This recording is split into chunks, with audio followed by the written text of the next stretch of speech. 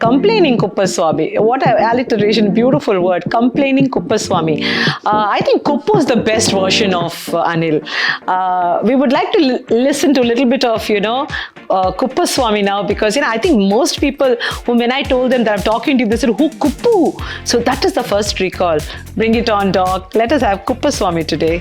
So Kuppu is the typical Bangalore uncle, so you can't really place him because slightly Kannadiga, slightly Tamilian. We have all kinds of people in Bangalore, and Bangalore is the great melting pot where everyone comes here and becomes a Bangalorean. So Kuppu represents that. And usually he's opened the newspaper, he's read something and he's commenting on it, but he connects it up with his normal life. So for example, in the papers recently you've been reading about, so Kuppu goes and says, today I was going on my morning walk with this pure Purushottam, and he's been walking with me for 10 years he has been walking with me. And today he's asking me, Kuppu, what is your full name? Kuppu means what? So I said, Kuppu what? He said, no, I want to know whether you are a Kuppu Singh or Kuppu Khan or Kuppu Iyer or Kuppu Iyengar. I said, suddenly you want to know my name properly. Shakespeare long time ago he told, no, what's in a name? Why suddenly you want my name? No, he said, not like that. It's good to know what exactly you are. Suddenly, pure Purushottam wants to know what exactly Kuppu is. So I told him, I am Kuppu Indian. I am Kuppu human. Any problem you have with that? He said, no sir, not like that. I'm telling no problem and all. I'm just telling that, it's good. You put one name badge or name plate or something like that. Long time ago, I told him, Lata Mangeshkar, long time ago, she sang, no, Naam gum jayega. Chehra ye badal jayega. Purushottam, you don't concentrate on the name badge. You concentrate on the heart which is inside. Then when you are having a platonic chit-chat with that Pakkadmane Parvati, she is not bothered about your name. She just knows that I have a golden heart. That is all. Not complaining, but what's in a name?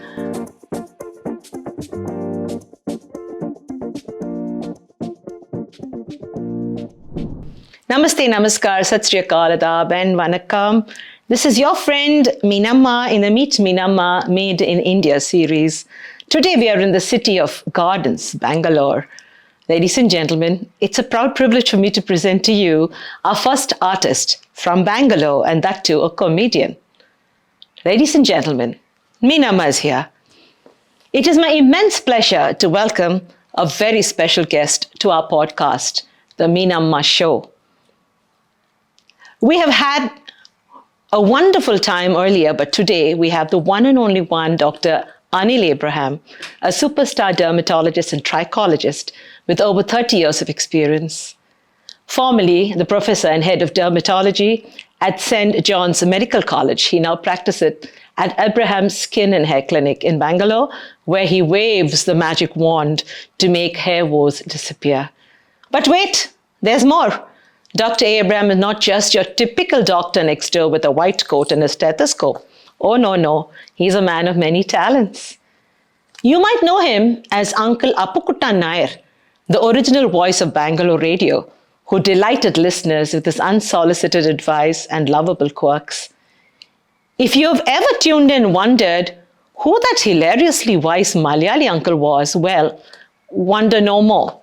He is also a social media sensation and an influencer extraordinaire.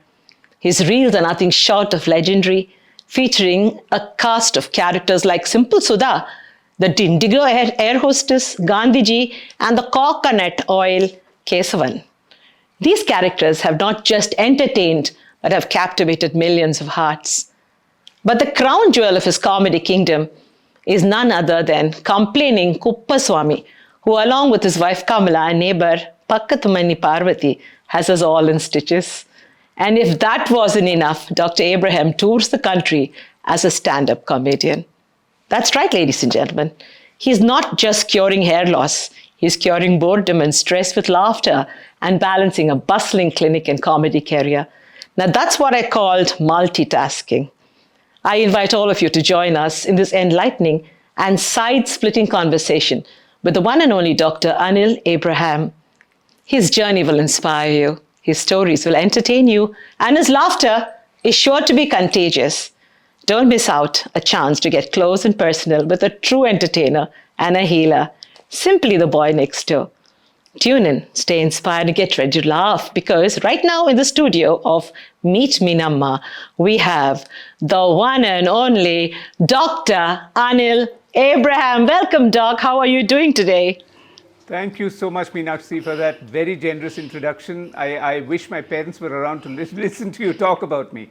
Thank you so much. They Wonderful will. talking to you. They will. You know, when the recording comes out, you make sure that they listen and subscribe to me. But Anil, it's a wonder that I have you because I think I'm one of the top fans of yours. And I watch every videos of yours at 100 times and forward it to all my friends. You are a dermatologist. Tell me about where you were born and, how comedy came to a dermatologist. That's funny because people normally think doctors are very serious people and that we've been through the whole rigmarole of medical college entrance and studies and postgraduate courses and things like that. So we expect it to be serious people. But the thing is that we're seeing seriousness all day in our lives. And so unless we learn to laugh at part of the things that happen to us and what's happening around us, if you don't listen to the stories that people are telling you and learn to imbibe the funny aspects also, then it's going to be a miserable existence. So amidst the tragedy of life, whether it's social or political or medical, we also learn to see the lighter side and to enjoy the lighter side of life. That's what keeps us sane. It's your original question on where I was born in Bangalore, so very much a Bangalore boy, though my origins, if you would call it that, are from Kerala, God's own country. Wonderful. And you're God's own child. You know, the way you're doling out laughter, you're a healer. You're nothing less than the Gurujis that we see, but not the fake one. You're the original. You started your stint at comedy being this Appukuttan Nair. Now, Appukuttan Nair was a runaway hit on Bangalore radio. How did you decide to become this atrocious Malayali guy who was giving unsolicited advice? People were laughing, listening to you, and you were enjoying doling out all that fun. How did this start? How did this journey start for you? So radio was wonderful because I think that was the golden era of radio with radio jockeys like Vasanti Hariprakash, Darai Soonawala, Sunaina. And we had wonderful people in radio, and everyone as they drove to work, that was the beginning probably of the IT boom, they would be listening to the radio jocks as though they were family members. So radio was very much a part of everyone's life in Bangalore. And those days were wonderful, and every time between the songs when they needed a little entertainment, they had the comedy sparklers, as they called it. And so Uncle Appukuttan Nair was one of them. One of the most pleasant feedbacks that I got from a mother of a child would be that, I park outside Bishop Cotton's or St. Joseph's School and my child refuses to get out of the car and go to school until Appukuttan Nair has finished his bit, because usually I would come on at about 7:45 and so the child was waiting for that little bit of humor before school started. So the child told the mother that, it makes life worth living. I can tolerate school because I listen to Appukuttan Nair and then go in. So his characteristic announcement of, hello, you know me, eh? Everyone comes to me for advice on everything, whether it is romance or recipes, marriage or migraine. Appukuttan uncle's advice never fails, so simple. That was his introductory line that people waited for, and then each time there would be a different problem connected to Bangalore, connected to normal life, which he would solve with the help of Hindi movie songs or, pithy advice that old people normally like to give. So Appukuttan actually was running away from a hard career of talking to bald heads and people who are worried about infections in their skin, and he was getting under the skin of people with this unsolicited advice. But Nair then metamorphosed into many other characters to remain relevant in the digital world. Anil, your social media reels, I think that is what you really are known for. You have a variety of characters.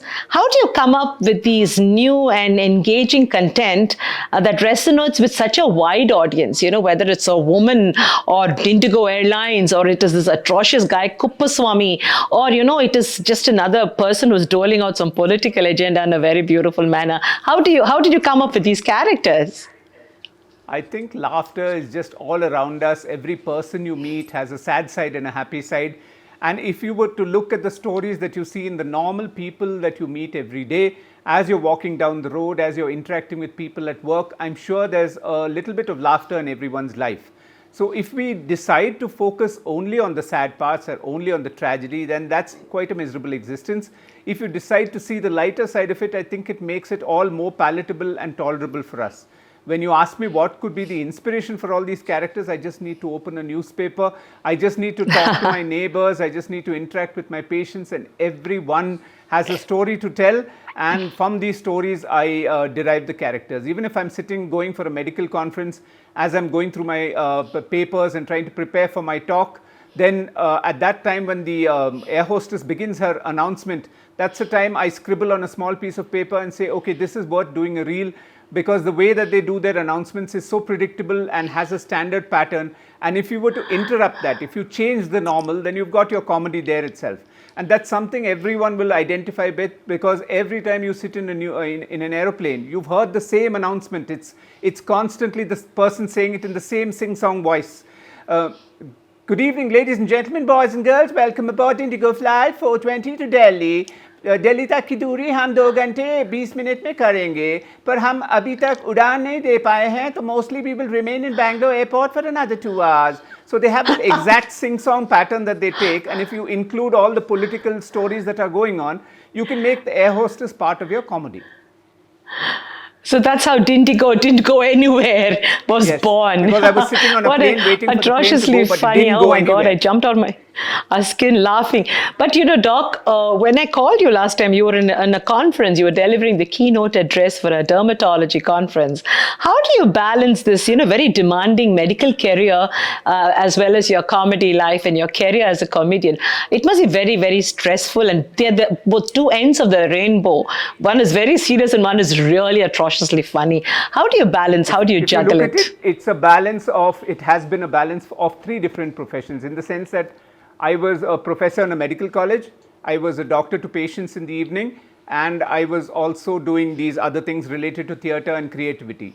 I find the common thread is actually communication. You can't be a good teacher if you're not able to communicate a complicated message. If I'm treating something about skin cancer, or which is called mycosis fungoides, if I'm teaching them about an infection related to the skin, if I'm telling them the common symptoms and signs of syphilis, for example, if I don't communicate a complicated topic effectively and simply, then I've not been a good teacher.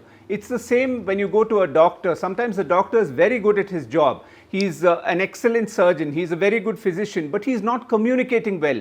He's not explaining to you what, and he's just telling you jargon like it's an autoimmune disease.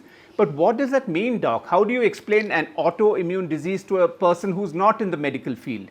So I tell them the example of the Indian army, which is on the border fighting against China. If the army turns inwards and starts shooting the normal Indian citizen, it's an autoimmune disease. Immunity is working against you. So you need to be able to take complicated topics and explain them simply. The same comes to when you're doing creativity. Obviously, I can't talk about very touchy political or social issues directly. One, you sound very preachy and nobody wants to listen to gyan from somebody.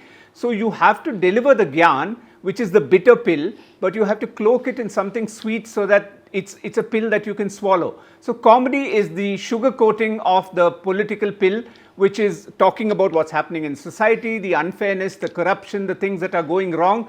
But you do it as this quirky South Indian character with an accent, and some people are just taking it for the face value of the comedy, and other people are understanding, or when you listen to it 2-3 times, you listen to it and say, okay, he's funny, but he's also trying to tell us something.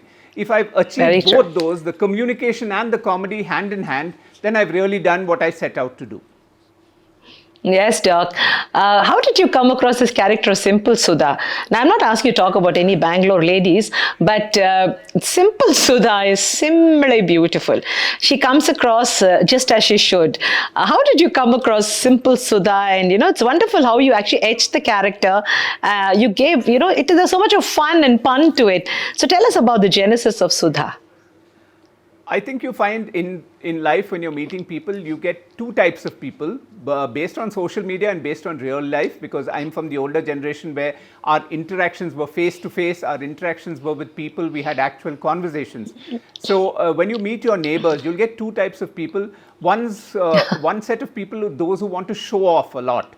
those who want to tell you how rich I am, how well I'm doing in life. Look at my car, it's the biggest, best car. Look at the suit I'm wearing, it's a designer suit, and so on. You've seen that recently at the high society weddings that we've had.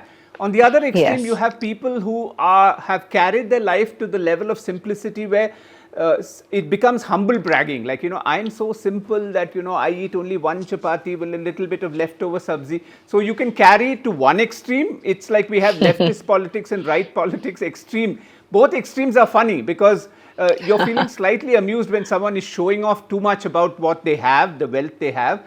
And you're feeling slightly amused when somebody is going on talking about, in the good old days, I swam across the Ganga and I walked 14 kilometers to school and I had only one shirt which I washed every day. You'll find a whole lot of old uncles and aunties, including me, telling people the stories of the wonderful times of their childhood and how much they sacrificed and they cycled all the way to work and so on.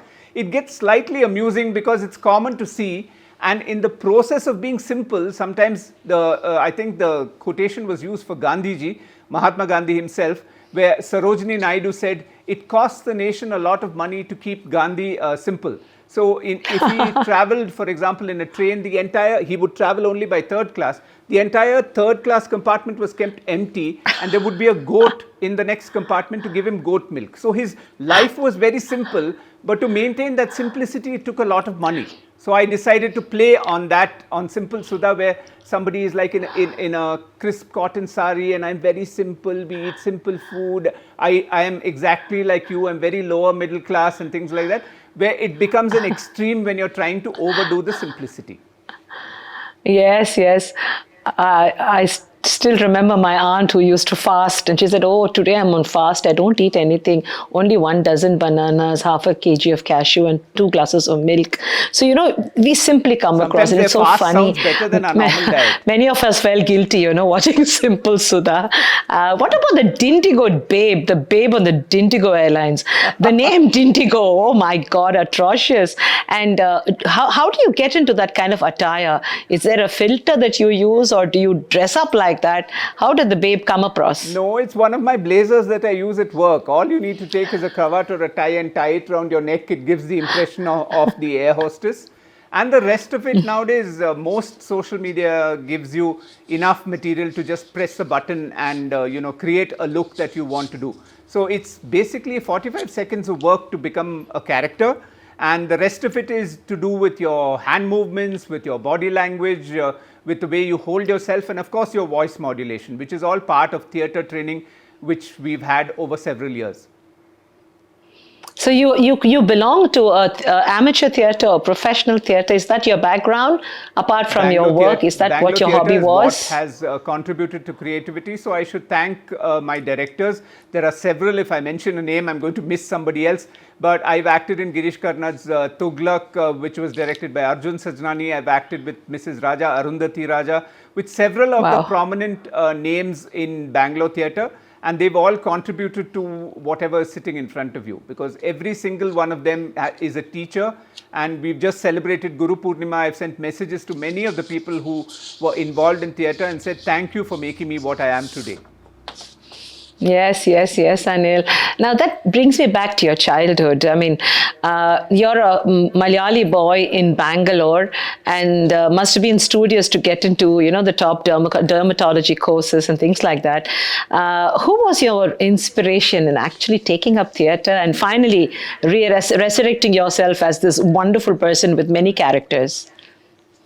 There are several. In fact, there were several doctors in St. John's where I studied who managed a wonderful balance of both, arts and science. Way back in school, in St. Joseph's Boys High School, when there was a career counselling and both my parents came in to find out what career would suit me, the counsellor looked them straight in the eye and said, this boy is meant for the arts and I think you should put him in a humanities course. So the typical South Indian parent in those days, I'm talking about the 70s, they looked at each other and said, oh my God, he's going to starve or we're going to have to provide for him for the rest of our lives. So they asked, what about the sciences? And the counselor said, he'll do well in that too, that's not a problem. I'm just telling you that he was created by God for the arts. So they conveniently heard what they wanted to hear. And I have no problem. I enjoyed myself being a doctor. It was a tough road reaching here as far as the doctoring is concerned, but it's very, very good for me because I'm never going to get bored. I'm not sitting in a cubicle. I enjoy helping people. I enjoy dealing with people, and every single person who walks into my room has a story to tell, has a character that is useful for me to store in my mind, and so the kind of job that I do, I really enjoy. So that I'm not taking away from that. But the study part, yes, during the period that I was doing medicine, I was very studious because there is no other way to get your post-graduation, to get through the next level. And once I was back in St. John's as a professor, I was a teacher, then I think I found the time to indulge in other things like theatre. But the spark in me had never died out. The embers were always there. And then when I found the time, it became a raging fire, which, I won't let anyone or anything stop me right now, because even though some people come to me and say, aren't you a little, isn't it a little tricky, because people expect a doctor to be serious and you have a different image now, or patients enter the room and as they leave, they will, butt each other with the elbow and say, ask him. And then the wife will gather the courage to say, I just wanted to ask you, are you also that person who does funny reels? So I say yes, and then they say, but okay, this is a completely different Anil we meet in the clinic, and that's a different person. So I say, yeah, that is different, and it takes me all of 2 or 3 minutes in the morning to come up with a reel, hold the phone against the mirror, and make sure the lighting is okay, and it's anyway, spontaneously there in the head. So as I open the newspaper, I know what reel I want to make. So I think it's possible to, do well in your profession, to focus on that. And when I'm a doctor in the clinic or in the hospital, I'm a serious doctor who's taking care of you. And at the same time, profession does not mean you have to give up on your passion, whether it's dance or music or theatre or comedy, or whether you like to travel. Please make sure, because you have only one life to live and you have to do everything in this one lifetime. Being a doctor also gets your mind into a system. It actually dissects many parts of your mind and puts it into set things. I see that every day, wake up in the morning and there is a 1-minute reel from Dr. Anil, and it's so different. Anil, how do you decide which is the character that is going to come alive today? Now, every day's newspaper, I'm sure you must be ingesting and digesting and, enjoying every bit of black and white there. But when you put it out, which color do you choose? How do you choose that? This is my Sutradhar. Today Kuppo is going to say it, or today Sudha is going to say it. How do you decide which character is going to come alive for the day? The fallback character is almost always Kuppu, because he's easy to do. I don't have to adjust anything or take an effort. So Kuppu is the fallback character, and his neighbor Pakatmane Parvati provides the suggestion in the minds of people that there is a romance going on, but there is nothing. He keeps clarifying that it's platonic chit-chat, as he calls it, with his neighbor. So I, like they say many times on social media, why is it that a boy and a girl can't be just friends? So I'm trying to underline that you can have a great relationship with your neighbor. It doesn't have to be an affair all the time like in the sleazy movies. So how do I decide which character? I think like the movie directors say, it kind of falls into place. I know that sometimes it needs the voice of a woman. That's when, like in the poem, I think if you've seen that reel which says, we will decide whether to wear a sleeveless or whether to wear a sari or whether to wear a skirt. There's a reel which says, we will decide, which is speaking out on behalf of women. And I think it's important for us to understand that feminism is not something that women do or only women do. Feminism has to become a universal social phenomenon. I'm less worried about telling my daughter when to come home. I'm more worried about telling my sons, bringing up my sons well and telling them how to behave in society, so that the daughters of the world don't have to worry about what they're wearing or where they're going or how late it is at night. I think if all of us focus on bringing up our sons better and being better as men, so it's important that men also get into this field, into this strategy of feminism, so that all we're asking for is equality for both genders, not one against the other or one greater than the other. Oh, that was amazing. And that poem that you did, it brought the goosebumps. All of us, we shared it with a group of people. And was that an original, or did you pick a poem from somebody else and do it? The one we will decide? Yes, we will decide. That's what I've written. I write poetry. You were amazing. I mean, the way you got through every idea, every woman is so proud of you. You know, overnight you became our hero. And thank you so much for writing that poem Thank and you. making us all feel so special. Tell us about your family. Now you've already told us about sons and daughters. So tell us about, because you know everybody like you who has a split personality. You know, a very serious doctor on one side, on the other side a funny guy. In between there is a balance, and that balance can only come from home. So tell us about your house and your family and your There's children. great support at home. There's great support at home. My wife is Dr. Veena. There's no Kamala in the picture at all. Kamala is a creative character. And Veena is nothing like Kamala. So she's very supportive of all my madness, as she calls it. She will occasionally raise an eyebrow and say, "Are you sure you want to be doing things like this?" when it goes a bit, too colorful. She's worried about reputation, about 30 plus years as a professor and doctor, and are people going to take you more lightly, as in your science and your treatment going to be taken more lightly because you have this other side of you. So that's a genuine worry that any spouse or partner would have. Other than that, she's very supportive of everything that I do. And in fact, it's that period of time when coffee is getting made, where we poured in the hot water for the decoction. I get that 5 or 10 minutes while the decoction is brewing to quickly let my thoughts brew. And before coffee is ready, that I have the reel set on time, and I can add the caption or the quotation that I usually accompanies my reel, and set it off by 8:30, because I do know I'll start getting direct messages on Instagram from people if I'm a little delayed, saying, my coffee is ready, my breakfast is ready, where's my comedy for the day? So that my fans have become that demanding that if it's late by a little, people will ask me, are you not feeling well? Are you out of town? And things like that. So there is pressure. It's almost like, you better get it ready by 8:30 or 9. My two sons, Aditya is doing law at Delhi at Jindal. At Jindal Global University, and my younger son Anirudh is studying to be a doctor at Father Muller's in Bangalore. So I have an empty nest. That is so nice. When they come home is a festival for us. So are the boys then also into comedy? Do they also have the funny vein in them? They're very funny. When we all four get together in a room, it's a riot. I just love watching them describe their teachers and talk about what's happening in college and university. So it's great fun. I think they could have been slightly embarrassed at what their serious middle-aged father is doing in the beginning, because they didn't expect an older person to be, taking over social media or even making it part of his own. They thought it's something that I wouldn't do, or I would be very supercilious about.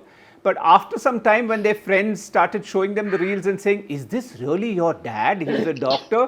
And then when they started getting feedback like that from people whom they care about or their peers, then it became like, okay, our father's all right.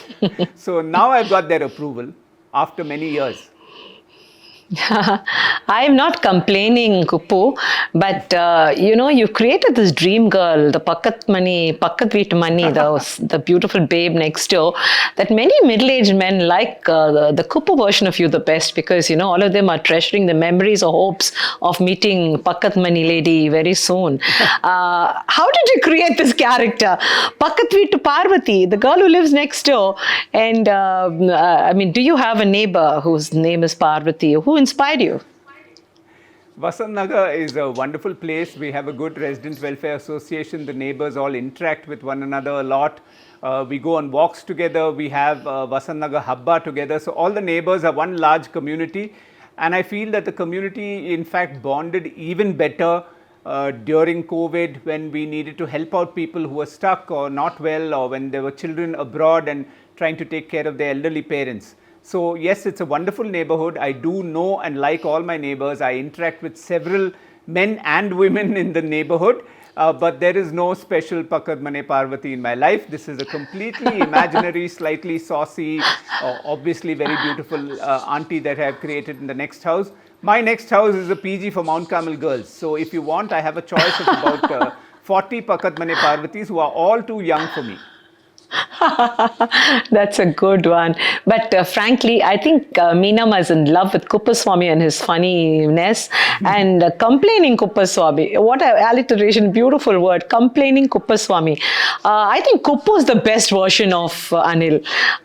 We would like to listen to a little bit of, Koo Swami now because I think most people whom when I told them that I'm talking to you, they said, "Who Koo?" So that is the first recall. Bring it on, Doc. Let us have Koo Swami today. So Kupu is the typical Bangalore uncle. So you can't really place him because slightly Kannadiga, slightly Tamilian. We have all kinds of people in Bangalore, and Bangalore is the great melting pot where everyone comes here and becomes a Bangalorean. So Kupu represents that. And usually he's opened the newspaper, he's read something and he's commenting on it, but he connects it up with his normal life. So for example, in the paper recently you've been reading about, so Kupu goes and says, today I was going on my morning walk with this pure Purushottam, and he's been walking with me for 10 years he has been walking with me. And today he's asking me, Kupu, what is your full name? Kupu means what? So I said, Kupu what? He said, no, I want to know whether you are a Kupu Singh or Kupu Khan or a Kupu Iyer or Kupu Iyengar. I said, suddenly you want to know my name properly. Shakespeare long time ago he told, no, what's in a name? Why suddenly you want my name? No, he said, not like that. It's good to know what exactly you are. Suddenly, pure Purushottam wants to know what exactly Kupu is. So I told him, I am Kupu Indian.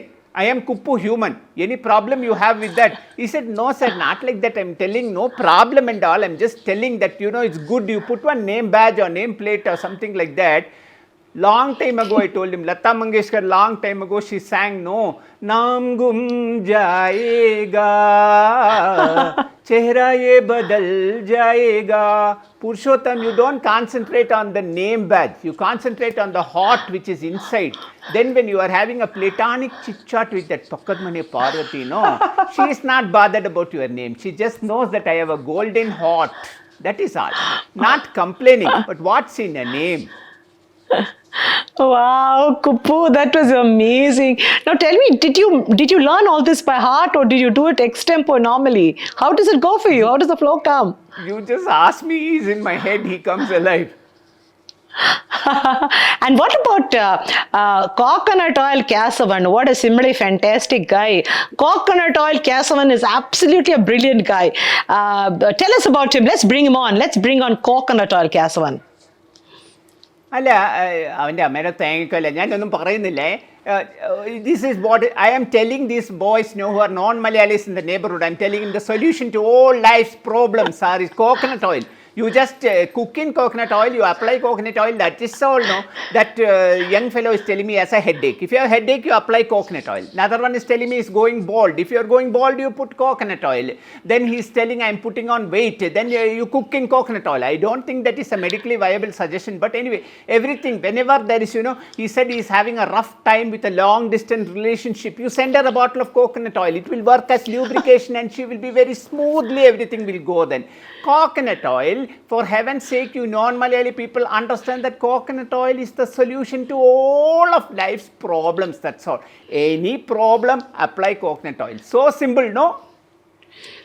You are God's special child. There is no problem at all with you.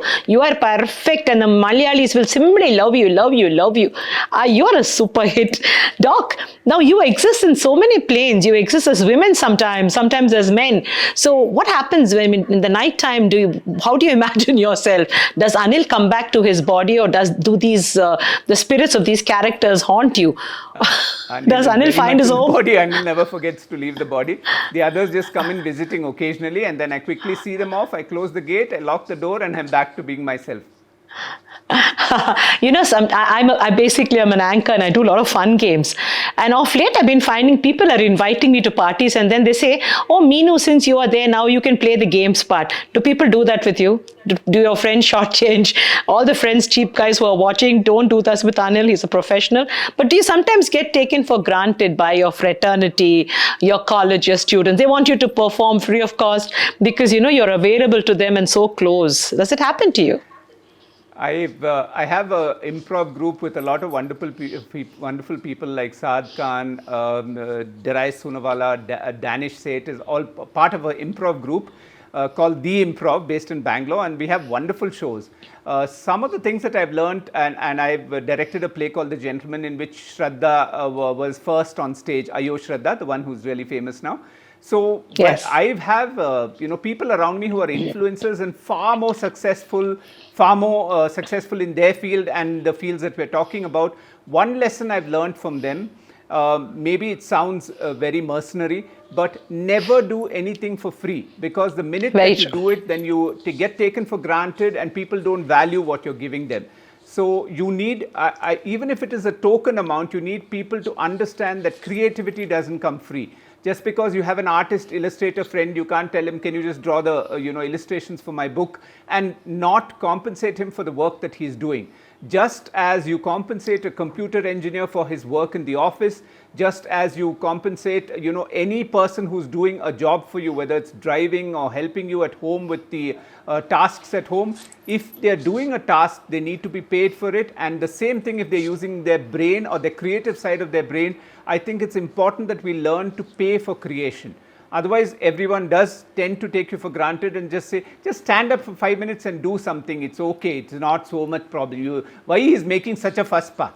So I think it's important that the world out there understands that, if you want somebody to do a half an hour or 1 hour stand-up comedy show, that it's something that the person needs to be compensated for, because he or she has taken time off from whatever else they do, whether it's being a father or mother or a doctor or a lawyer, or even working at home, helping at home with the children. If you've taken off time from that, then you need to be compensated, and don't take creative people for granted. That's a request. Yes, Abe. Yes, very true. We live in a digital world now. It's for the younger generation because they grasp very well. But you've done very, very well in getting followers, in putting out your content, and I think content is king. How did you grow up and learn the nuances of the digital world, whether it's Insta or YouTube or marketing yourself as a comedian on stage? I think the digital platforms are really hot. What do you do to promote yourself digitally? Sometimes people ask me, where is your team and where is the camera person and the light person, and for my reels I'm talking about, or the who's the script writer, who writes the stuff and all that. Fortunately, unfortunately, I'm partly old school, trying desperately to be new school. So I'm a one-person team. I write the stuff if I'm writing it. Otherwise, it's all in my head. I just stand in front of the mirror, I hold my phone and I record it, the lighting, the music, everything, the songs that I choose to post as stories with the reel. All that I have to do it myself individually. And otherwise, I've learned a lot from the people around me. I mentioned some of the creative people I work with. Even if I'm sitting in a room and each one is on their phone, I'm watching what they're doing. I'm asking them, with a lot of curiosity, questions on how I can improve myself, how I can be better. And I've worked with lots of creative people, including Rajiv Ravindranathan, Darai Sunawala, some of the names that I take. And the sons that I mentioned, especially my younger son Anirudh, has done a lot of the tech work initially when I was groping around. He was patient with me and showed me how to use social media, how to use technology to my maximum advantage. Now that he's gone off to university, I really miss that help that I used to get. Doc, Bangalore is a beautiful city. It nurtures talent. Now, you talked about Danish, so many other Bangaloreans, Kubra and Danish are such a fabulous sibling group. Now Praveen, you have so many people on the circuit. You have musicians, you have dancers, you have real good Hari and Nupur, beautiful artists, made in India, and you are made in Bangalore. What do you have to say for all your fans from Bangalore who will be listening and watching you today? Bangalore is a fantastic city. I think we need to stop dissing it. What makes Bangalore special is all the problems that we have in Bangalore. But whatever else the problems we have, it's a wonderful city. And like I said, a melting pot of different cultures. We have all kinds of people over here. If you're going to be staying over here for a long period of time, learn spoken Kannada so that you can interact with the local people, with the vegetable vendor, with the auto rickshaw driver comfortably.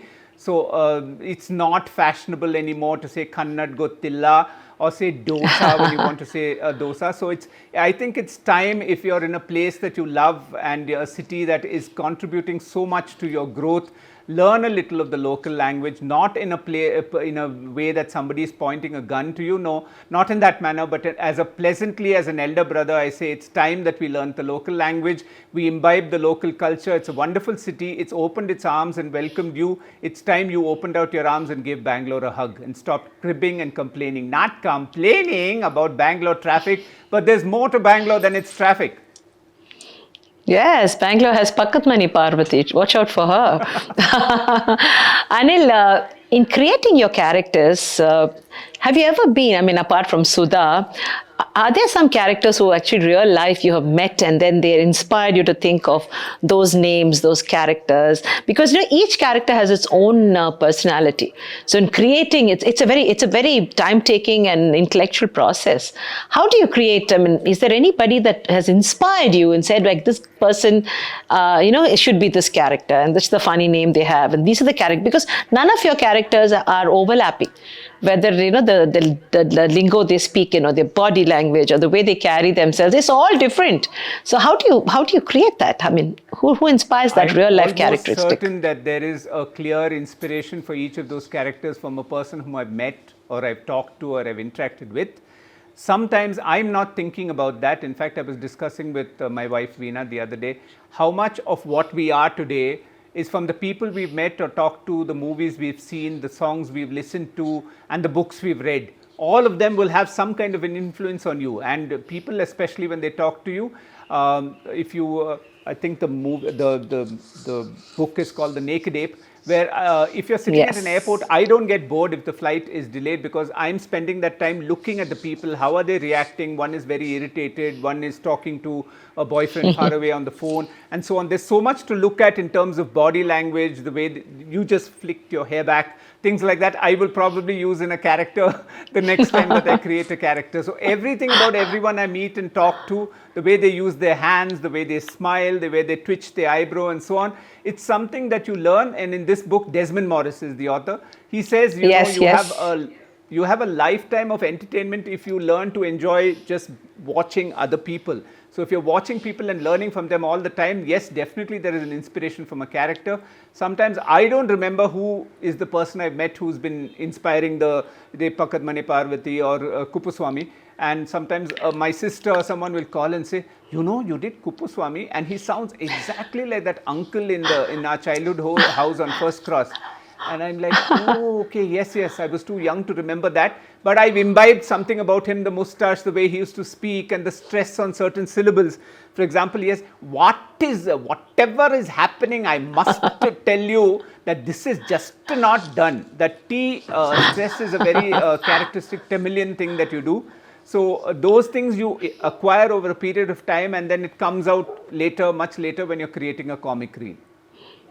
Doc, in the last few questions, I would like to know, is there a new character that you're thinking of? Will we be meeting few more characters in the days to come? Always. My mind is a complete chaotic collection of people waiting to come out. So at any time, there are characters waiting to appear. I think when I open the newspaper and see something where I want to make a comment and I want a little change from Kuppu, or I want a change from the air hostess or Simple Sudha announcing those things, there are characters waiting to happen. And every day almost you meet new people and there's a suggestion of something interesting that you can do. The one that I've done recently, there's a lady, earlier I had this spiritual Shailaja, who's very holy, who's like, today I did my yoga and I did my deep breathing and I am a very spiritual, pure person. But of course, if the maidservant asks for her salary, I don't give it because 2 days she didn't come to work and there was a street dog outside. It needed a little water, but I'm not that spiritual. I don't give water to the street dogs. But otherwise, everything about me is all about yoga and meditation. And I'm a very high thinking person. So some people are so false in terms of spirituality that none of their spirituality is reflecting in their real life. So you will all have met people like that who are talking about great things, but in real life there is no reflection of that what they're preaching. Yes, Doc. So characters, yes, Doc, characters are waiting to come out. as an event manager and a professional, I think you should patent every name you have. Complaining Koo Swami, Simple Sudha. You should patent because you never know. You could create characters in films because these names are, Hashtag you, Simple you, you Sudha won't was laugh when you hear this widely name. viral on It just Twitter. come across as so funny. Will there be a book in the future where I hope so. Dr. Anil Abraham will put his characters down and invite us all for a tea party where every characters are available for us to meet and greet? There's certainly a book happening. I don't know if it involves all these characters. Maybe it'll be just one character telling you his story, or it's might be a book, I think, which may be a little bit more serious, but with a lot of fun, as in to talk about medical career and how it's changing, but in the form of a biography or the story of a young doctor who's setting out on life. I think with a lot of serious stuff also that goes on in a medical career, but a lighter look at it. Occasionally characters who come in and out of his life who will make you laugh. But there's one book definitely on something related to medicine, and we have so many doctors who are very good authors, Abraham Verghese and Atul Gawande and so on. So they're all inspirations. In fact, several doctors have written excellent books. So I hope that book, which is a little bit about the medical journey, will come out. But other than that, the comic book that you're talking about, while I'm on Instagram, a couple of illustrators have reached out to me and said, if you're writing a book, this will be fun to do because I can almost visualize what the character looks like. So they're willing to caricature. So the way R.K. Lakshman drew for, R.K. Narayan, that would be a lovely book like Malgudi Days, where all these characters are living in a certain area and interacting with each other. That would be something wonderful. By the way, the common man and R.K. Lakshman is one of the points somewhere at the back of my mind who inspires the character of Koo Swami. Kupu, yes, I thought as much. Yes, of course. I look forward to being part of a tea party where I will meet Kupu and all your characters, and I would see you there doling out large amounts of funny cake to us. It's a dream. You're an inspiration, Anil. It's not just comedy. You actually get messages across. If people look very seriously and read between the lines, you're actually telling people what is wrong with the country. You're actually telling people what is wrong with their health. You're actually telling people what is wrong with their heads. Your words are inspirational, and it's not just about laughing it and laughing away and going away feeling happy. People go back with a punch, and that punch remains in the heart forever. How do you create that kind of motivation? You're a motivational speaker with a difference. I think being a teacher for 30 plus years and interacting with students was one of the most exciting parts of my life. I owe a lot to my students because as much as you teach students, you also learn from them, especially at the level of a medical college. I've had several students from whom I've learned more than I've taught subject. I might have taught subject to them, taught them how to do well in exams, but just looking at them and learning how they manage their lives and how they, they've been the president of a student body or the cultural secretary of a student body, how they've dealt with the ups and downs of their life. Sometimes things are going wrong with their families. So I've learned a lot from the 30 plus years of teaching my students.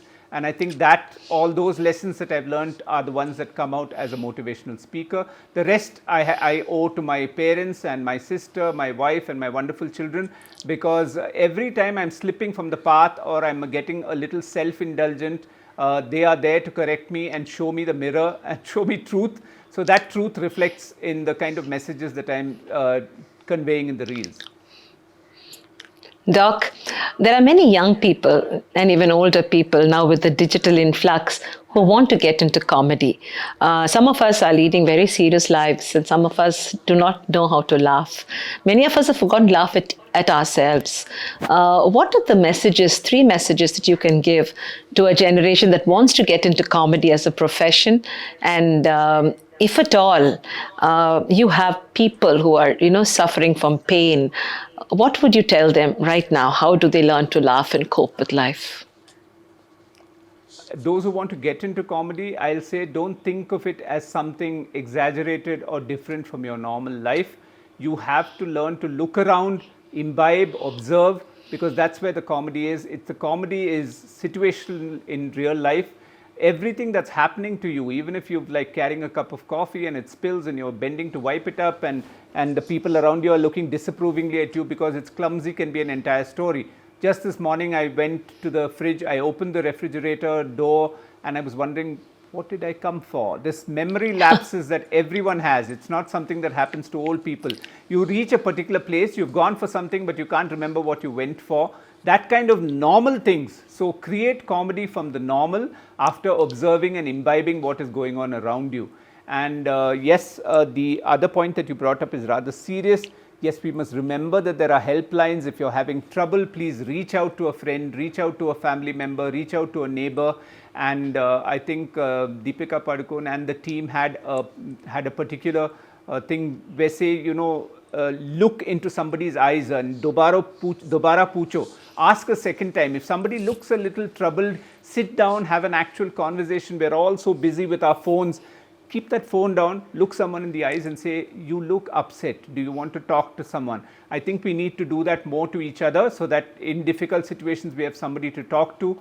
And until then, always remember to, Kupu's there available for you with all his, like Uncle Appukutan Nair, all the unsolicited advice to reach out to a helpline, watch comedy, learn from other comedians. That's where I learned, by watching others who are far more successful than me.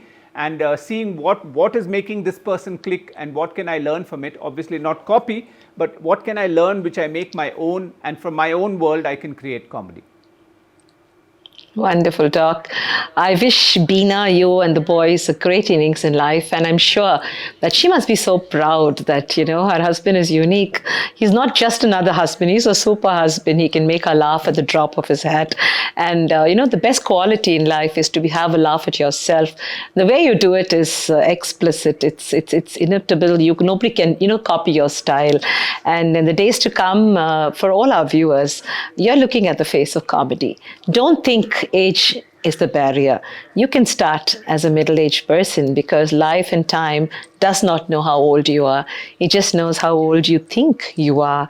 For all our viewers out there, we are having this beautiful talk with Dr. Anil Abraham. Check him out. He has a lovely TEDx talk. He has a whole series of funny stuff on his Insta and YouTube handles. I will be attaching some links. So every morning, religiously, please listen to 1 minute of Anil, and any character that he comes across, he has a story to tell. And if you are like me, then we both are on the same track. We will be laughing our lungs out and starting the day in a wonderful way. Meenamma is so happy to have one of her favorite comedians because they say life is all in that laughter, and the brain does not know the difference between a true laughter and a fake laughter. So why are you trying to fake it? Let's laugh loud, because laughter is the only food of life that can keep us alive, kicking and happy. Thank you, Anil, for being with me. God bless you. God bless all those like me who love you for what you are. And special regards to Kupu and Pakatmani Parvati. Thank you.